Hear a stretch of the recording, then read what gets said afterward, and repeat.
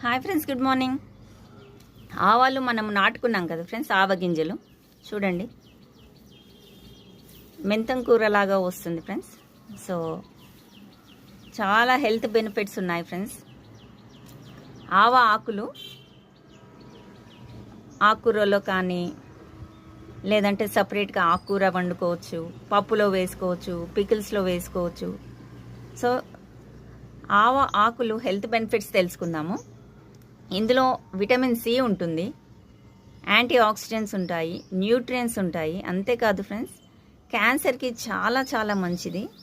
So మనము మెంతం కూర లాగా అన్ని కర్రీస్లో కూడా వాడుకోవచ్చు ఇది.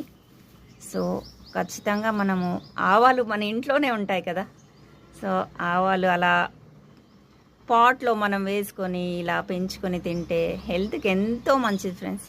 క్యాన్సర్ ఉన్న వాళ్ళు మాత్రం ఖచ్చితంగా ఇది